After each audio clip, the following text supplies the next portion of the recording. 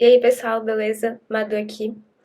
E bom, no vídeo de hoje, ele é basicamente uma continuação do vídeo anterior. No vídeo anterior eu expliquei pra vocês uma maneira, né, um método de você retirar bitcoins da corretora sem pagar uma taxa muito alta. E com isso eu recebi alguns questionamentos do porquê que eu tirei da corretora. Então esse vídeo é justamente para explicar isso. Bem, mas então, né, fiquei até mais à vontade aqui, por que tirar o Bitcoin da corretora? Uma coisa muito importante para se entender é que se você tem Bitcoin ou qualquer outro criptoativo, você precisa ter a sua própria carteira. Por quê? Existe uma frase que muitos bitcoiners falam, mas ela é muito também amplamente divulgada nessa comunidade cripto, enfim, que é not your case, not your coins. O que isso significa? Que se as chaves não forem suas, o Bitcoin, né, os ativos, as moedas, enfim, não é seu. Então, not your case, not your coins. Sem suas chaves, sem seu dinheiro. Isso, basicamente, é um resumo desse vídeo, né? Do porquê que você não deve deixar o Bitcoin, né? Seus Bitcoins, satoshis, enfim, na corretora. Porque que é importante que em determinado momento você retire de lá, por uma questão de segurança e por uma questão de privacidade também. Mas principalmente uma questão de segurança. O que acontece é que todo bitcoiner que se preze, toda pessoa que, né, que tem satoshis, enfim, que está começando, ela precisa ter a própria carteira de Bitcoin. Isso é muito importante, porque o que acontece é que os seus Bitcoins, eles não vão ficar, os seus Bitcoins e seus satoshis, eles não vão ficar armazenados na exchange ou dentro da carteira que você vai ter. Eles ficam armazenados na blockchain. E aí você tem o acesso a eles porque você tem uma chave que te garante o acesso a esses bitcoins. Então é por isso que eles, né, são seus e você consegue transacionar eles e fazer pagamentos, enfim. E essas chaves você só consegue quando você cria uma carteira. E existem diversos tipos de carteira. Existe carteira para celular, para computador, pode ser uma hardware wallet, que é tipo um pendrivezinho. Pode ser uma metal wallet, que é tipo um cartão de crédito, só que de metal, e aí você pode anotar lá o que a gente chama de seed. Essa seed, ela é muito importante. Quando você faz uma carteira, quando você cria uma carteira de Bitcoin, você tem duas coisas, você recebe duas coisas. Uma private key, que é a que a gente chama de chave privada, e uma pub key, que é a que a gente chama de chave pública. Essa chave pública é aquele endereço lá que você vai mostrar para as pessoas, que você vai mandar para os seus amigos ou para os seus clientes para dizer, olha, eu recebo Bitcoin aqui, me manda Bitcoin nesse endereço. A sua private key, ou seja, sua chave privada, é o que você vai assinar todas as transações para dizer que aqueles bitcoins eram seus e que saiu da sua carteira. E aí, quando você cria uma carteira, você recebe uma coisa que a gente chama de seed, que é um conjunto de 12 a 24 palavras que garantem a você o acesso àquela carteira. Se você não tiver essa seed, que é basicamente uma senha, você não consegue acessar os seus fundos. Se você perder ela, você não consegue acessar a sua carteira. E do mesmo vale caso essa sua seed esteja na internet, fique pública para as pessoas, todo mundo vai conseguir acessar os seus fundos, vai mexer na sua carteira.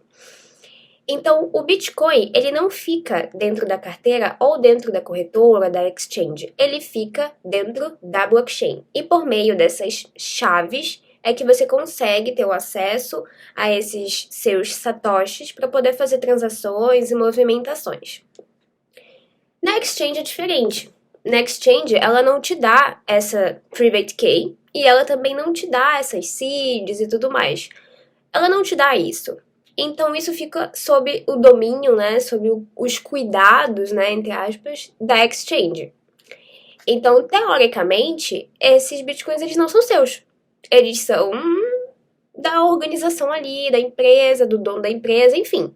Teoricamente, eles não são seus, já que você não tem como. Você não tem as suas chaves, você não tem como ter o domínio daquilo mesmo, que a gente chama de custódia. Então, quando está sob seus cuidados, quando é você que guarda, você que tem a inteira responsabilidade, é você que está custodiando isso.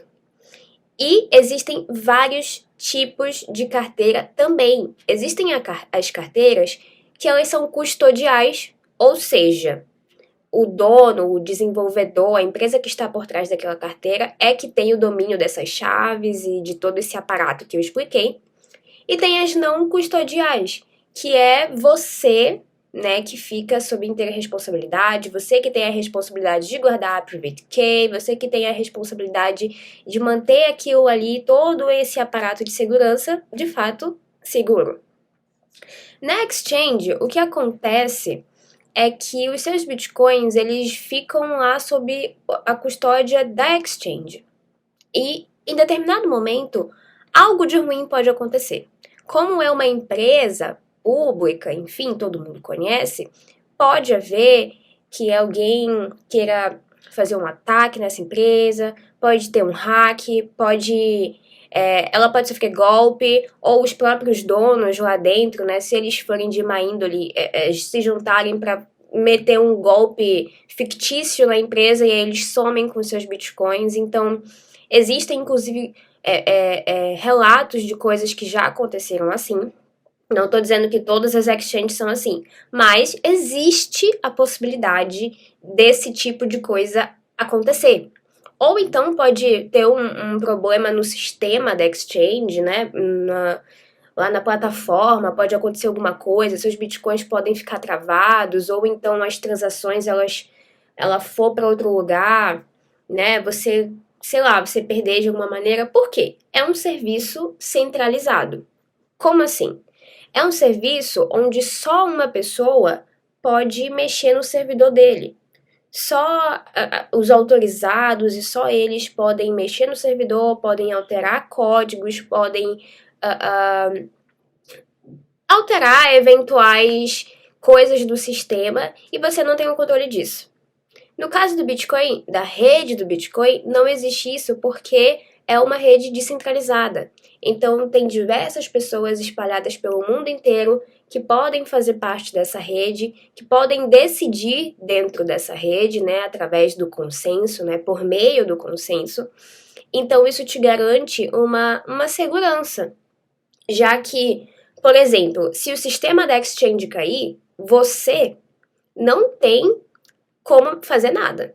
Se de repente algum dos computadores da exchange parar de funcionar e aquilo for comprometer a plataforma em si, você não tem como fazer nada. No caso do Bitcoin, como é descentralizado, né, a rede, né, é descentralizada, qualquer computador no mundo pode parar, sei lá, tem 10 mil computadores fazendo a rede funcionar. Se um parar, isso não vai afetar os outros. Por quê? Digamos que aconteça algum tipo de problema na rede do Bitcoin e vários computadores parem. Vários nodes que fazem ali parte da rede parem de funcionar. Isso não vai afetar a rede porque ela foi feita para ser o que a gente chama de autossustentável. Então, se de repente um dado número de computadores não funcionarem ou pararem por algum momento, a rede ela vai se ajustar, a própria rede se ajusta para que ela possa continuar funcionando normalmente com os computadores que restam. Então, é por isso que é importante que você faça esse processo de retirar as suas moedas da corretora, eventualmente colocar na sua própria carteira, por conta dos próprios fundamentos do Bitcoin, né? E também por uma questão de segurança, como eu já falei anteriormente. A corretora, ela é interessante, né? A exchange, ela é interessante para quem faz trade. Isso é muito bom das corretoras, porque além de elas oferecerem várias moedas, né, que existem pessoas aí que gostam de investir em diversos outros ativos, ela oferece também muita liquidez. Principalmente corretoras assim bem conhecidas, que são muito utilizadas, têm uma liquidez muito boa, então nessas corretoras é bem mais fácil e é bem mais prático você fazer o trading, né? O processo de trade, de compra e venda, enfim, e também aproveitar os serviços de corretagem, aproveitar promoções que eventualmente a corretora pode te oferecer. Então, esses serviços, eles são interessantes para quem gosta de utilizar isso. Também é interessante para quem está começando, às vezes a pessoa ainda não entende, não sabe direito os fundamentos do Bitcoin, e aí ela quer comprar, ela quer se posicionar, então vai numa corretora, né? E ali o processo de uma corretora, de uma exchange, de você abrir uma conta e comprar por lá, ele é todo automatizado, então ele é mais fácil, é mais prático do que você criar uma carteira, guardar a seed e tudo mais, e depois ir comprar o Bitcoin, e pegar e botar na carteira e tal. Então tem todos esses prós e contras, né, de cada lado. Mas, por segurança, por privacidade, é sempre muito interessante e recomendado que em um determinado momento você retire esses Bitcoins da corretora, esses satoshis, e coloque na sua própria carteira. Tá? A carteira, ela é como se fosse um chaveiro que vai guardar ali as chaves. E então, né, você precisa dela e existem diversos tipos. A gente pode fazer um vídeo explicando melhor esses diversos tipos de carteira, né? E talvez até um tutorial como fazer uma. E não é muito difícil. Você pode baixar uma no seu celular a priori. E aí depois você vai, baixa uma no computador, depois você vai, compra uma hardware wallet, né, que eu já falei no outro vídeo, tipo uma Trezor ou uma Cold Card. Enfim, existem diversas carteiras para diversos tipos de utilidade, tipos de investidor e, enfim, mas o essencial é isso.